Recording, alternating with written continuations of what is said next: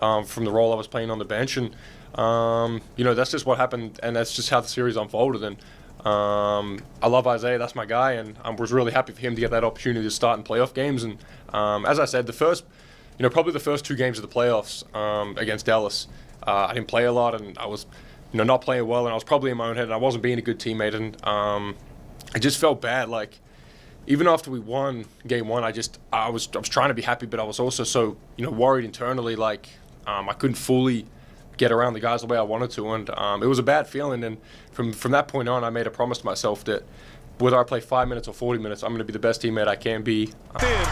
Being able to find a nice little groove here. He was a tough cover. Oh man, that was good. Giddey, crafty with the ball. Well, that was a movement ahead. It was an issue for the Denver Nuggets last year, perimeter defense. Now Giddey launches and gets it. Here's another steal. Giddey for 3. There it is. And get it through the back door. And he comes up and takes it right back. Trying to create some numbers. Then a little. See Giddey having to make his move. There's a floater coming up over Wolf. Sure. Here comes Detch. Detch is going to have it knocked away by Giddey. Pull your way right to the rim. And now the Thunder want to run. Giddey keeps it himself and takes it up. As well as pass. All that triple threat. Had another block on a guard last night as Giddey pulls up. Ready for the Thunder. Nice handle, rises and fires. What's going on, everybody? It's Bulls Nation Station back at it again with another one. And the Bulls have kicked off the NBA summer. I know it's crazy to think because the Bulls typically don't make moves, but hey, we doing it. The Bulls are finally making moves. I know AK promised right after we got eliminated that there were going to be moves to be made, and that's what the Bulls did. And so what happened?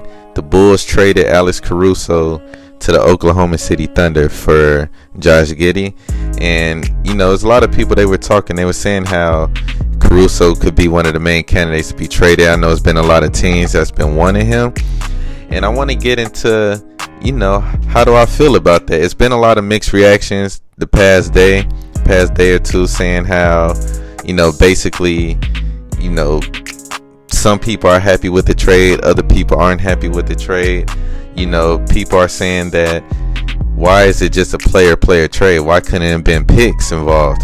And then I kind of understand that. I feel that also. I do feel like Oklahoma probably could have thrown in at least a second round pick. But at the same time, I'm not mad with Josh Giddey. First off, I want to talk about Alex Caruso. Alex Caruso, he provided wonders for our team. His defense was impeccable. He did a lot of things that changed the game, that kept us in the game, that helped us win some games, and we're truly going to miss that. And with him going to the Oklahoma City Thunder, I feel like that is just going to shoot them up. They were already a good team before, but a player like that involved in all the young talent that Oklahoma City got, I wouldn't even be surprised if they made it to the finals. And so shout out to Caruso, shout out to what he did for our team. I did know his time was inevitable because he's coming to his last year of the contract, and the Bulls had to decide which direction they wanted to go. And I don't think they wanted to extend him, with the Bulls being in the same position we've been in the past 3 years, which is a play-in team. And now I've heard Big Dave say this, which is true, is that even without Caruso, the Bulls will still be in that same position, which is the play-in team. He probably would have won us a few more games, but we still have to be more competitive.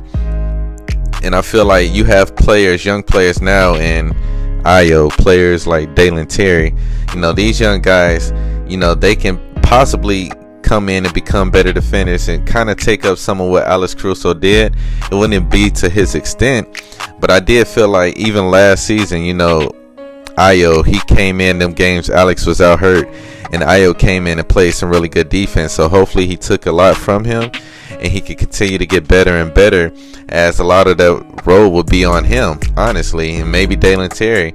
And so we'll have to see what our young guys can do. But let's talk about Josh Giddey. Josh Giddey, he's a young player, 22 years old, I think. But he showed a lot of promise and potential with Oklahoma City. He played well. He was a terrific passer. He made a lot of winning plays. You know, he could rebound. He's a tough defender, and he has a lot of potential. He's tall, and so that's a lot of things that could go well for the Chicago Bulls. He kind of fell out the rotation towards the end of the season into the playoffs because they needed more three-point shooting that could spread the floor with Shea, and they had some elite knockdown shooters.